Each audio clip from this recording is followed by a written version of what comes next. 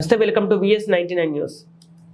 కీసర మండలం Nagara municipality chairman Kowkuntla Chandrareddy Etela Rajendra సమక్షంలో BJP పార్టీలో చేరారు. చైర్మన్ కౌకుంట్ల చంద్రారెడ్డితో పాటు పలువురు బీఆర్ఎస్ పార్టీ నాయకులు, ప్రజాప్రతినిధులు బీజేపీ పార్టీలో సుమారు 300 మంది చేరారు. సందర్భంగా ఈటెల రాజేంద్ర మాట్లాడుతూ మల్కాజ్గిరి నియోజకవర్గంలో 5 లక్షల మెజార్టీతో గెలుస్తా నాని ధీమా వ్యక్తం చేశారు. ముఖ్యమంత్రి రేవంత్ రెడ్డి అధికారం రావడంతోనే కళ్లు నెత్తికెత్తాయని అన్నారు. కాంగ్రెస్ ప్రభుత్వం అంటే స్కామ్ల ప్రభుత్వం అని, ఎవరు కూడా కాంగ్రెస్ పార్టీకి ఓటు వేసే పరిస్థితి లేదని అన్నారు. దేశంలో భారతీయ జనతా పార్టీ నరేంద్ర మోదీని ప్రజలు బ్రహ్మరథం పడుతున్నారని అన్నారు. తెలంగాణ రాష్ట్రంలో 12 ఎంపీ స్థానాలు గెలుస్తామని చేశారు. ఈ కార్యక్రమంలో మేడ్చల్ జిల్లా బీజేపీ పార్టీ అధ్యక్షులు పట్టోళ్ల విక్రమ్ రెడ్డి, ఎంపీపీ ఏనుగు సుదర్శన్ రెడ్డి, బీజా శ్రీనివాస్ గౌడ్ నాయకులు తదితరులు అధిక సంఖ్యలో పాల్గొన్నారు.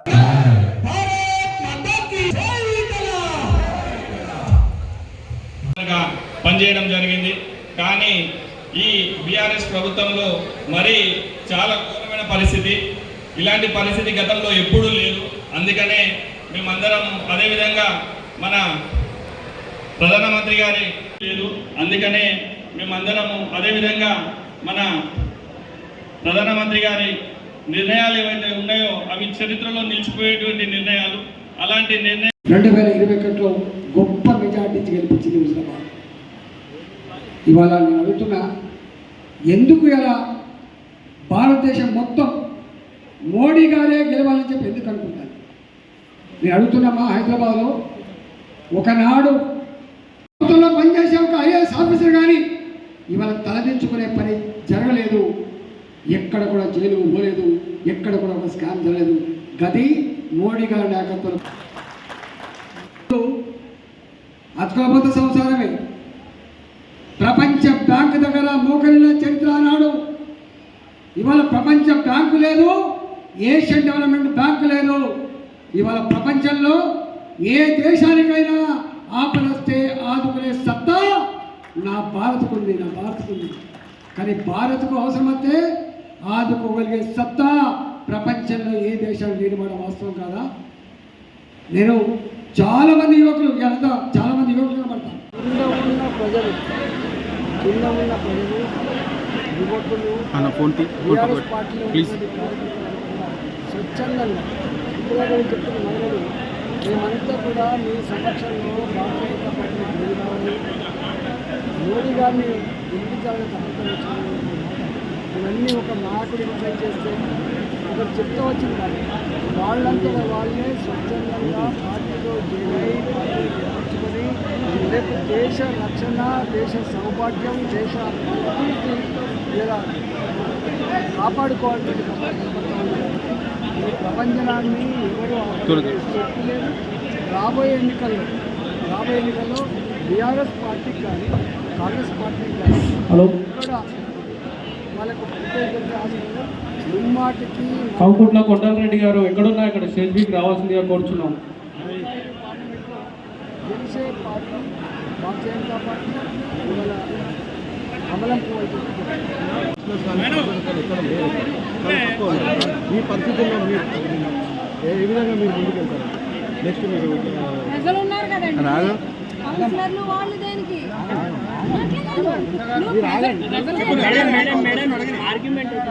ఇప్పుడున్న పరిస్థితుల్లో అట్లా ఉంది. అందుకోసం నెక్స్ట్ కార్యాచరణ ఎలా ఉండబోతుంది? ప్రజలను అనుసరించేవాడే నాయకుడు.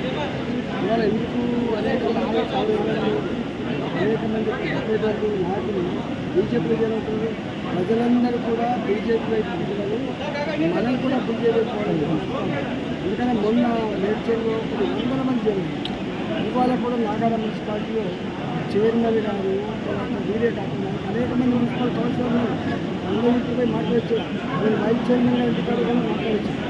ప్రజలందరూ వచ్చినప్పుడు నాయకులు ఇలా దేవంతా కూడా ట్రెండ్ అంతా కూడా టువర్డ్స్ భారతీయ జనతా పార్టీ. ఇవాళ సముద్రం అంతా విస్తరిస్తుంది. భారతీయ జనతా పార్టీ ఇంకా గ్రామంలో ఉంది, ఆ గ్రామంలో ఉంది, ఈ బూతులో ఉంది, ఆ బూతులు అన్ని బూతులు మారి మా బతుకంతా పోలీస్ స్టేషన్లలో, మా బతుకంతా జైళ్ళలో గడిపింది. ఒకవేళ ఆనాడే కనుక మా స్వార్థం కనుక చూసుకుంటే నచ్చిన మంత్రి పదవి నచ్చినని కాంట్రాక్ట్ ఇచ్చి బాగుపడే వాళ్ళం. కానీ ఆనాడు మేము అనుకున్నాం, ఈ పదవి వచ్చింది మా అమ్మతో రాలే, మా నాన్నతో రాలే, కొనుక్కుంటే దొరికిన పదవి కాదు ఇది. ఆనాడు తెలంగాణ ఉద్యమంలో వాళ్ళ ఆత్మను ఆవిష్కరించి ఆచరించిండ్రు. బిడ్డ కొట్లాడుకో అని చెప్పి నన్ను పంపించిండ్రు. ఆ ఉద్యమ బిడ్డగా ఇక్కడికి వచ్చిన తెలంగాణ వచ్చేంత వరకు ఇలానే ఉంటుంది తప్ప తెలంగాణ వచ్చుడో మేము సచ్చుడో తప్ప మేము పోయేది లేదని చెప్పి కొట్లాడి ఆనాడు వీళ్ళంతా ఎక్కడున్నారు? సమైక్యవాద పార్టీలలో వాళ్ళ సంకల చేరి ఆడుకునే పేరెంట్స్ బాంబుల పేరులలో చనిపోయిన ఘటనలు మనం చూసినాం.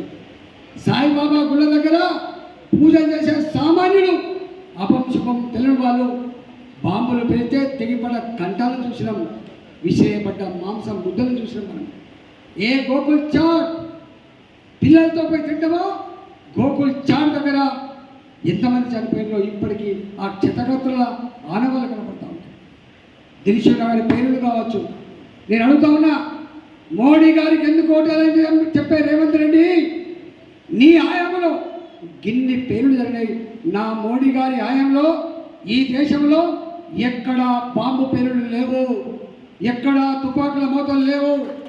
నా జమ్మూ కాశ్మీర్లో రక్తం మడుగులలో గిలగిల కొట్టుకునే సైనికులు లేని వాళ్ళ నా జమ్మూ కాశ్మీర్ ఒక ప్రశాంతమైన రాష్ట్రంగా దేశంలో భాగంగా ప్రపంచంలో మళ్ళోసారి ఎవడు కన్నెత్తి చూడని 370 ఆర్టికల్ రద్దు చేసి ఇవాళ జమ్మూ కాశ్మీర్ని కాపాడిన బిడ్డ నరేంద్ర మోడీ. నువ్వేం చేసినావు? దేశానికి స్వతంత్రం తెచ్చిన వాళ్ళని చెప్పే నీ పార్టీ 75 ఏళ్ళుగా ఒకే దేశం ఒకే చట్టాన్ని అమలు చేయని దద్దమ్మ పార్టీ నీ పార్టీ. ఒకే దేశం ఒకే చట్టమని అమలు చేసిన పార్టీ నా పార్టీ. అమలు చేసిన నాయకుడు నరేంద్ర మోడీ. గందుకోట వేస్తారు సార్. నేను అంటున్నా, 500 ఏళ్ళ నాడు 500 సంవత్సరాల నాడు పరాయి దేశస్తులు మన మీద దాడి చేస్తే రాజ కుటుంబాలు ఉందా? రేవంత్ రెడ్డికి మలకాయలేక ఇల్లుందా? ఓ వాకిల్ ఉందా? మరి నాదన్నాడేంది? మా దగ్గర నందారెడ్డి గారు ఉన్నాడు, మా మోహన్ రెడ్డి గారు ఉన్నారు. ఇక్కడ నేను నా school Keshav memorial high school Narayanguda, నా కాలేజ్ ఆలియా కాలేజ్, నా డిగ్రీ సాయిబాబా సైన్స్ కాలేజ్. నేను చదివింది ఉస్మానియా విశ్వవిద్యాలయం ప్రాంగణంలో. మా గొప్పలి పోరాట కనుక 92లో నేను బిజినెస్ పెట్టుకుని ఇక్కడ నాకు ఈ నియోజకవర్గంలో ఒక 5 ఊర్లలో 6 ఊర్లలో నా కోళ్ళ పొలాలు ఉంటాయి, నా ఇల్లు ఉంటుంది, నా వాకిల్ ఉంటుంది. నన్ను పట్టుకొని అంటాడు అంటే ఈయనకేం సంబంధం అంటాడు. మరి నీకేం సంబంధం అంటే ఎంత ఇక మంచి ఉండదు మాటలు మాట్లాడితే కానీ అంటే ఎంత అబద్ధాల మాటలు.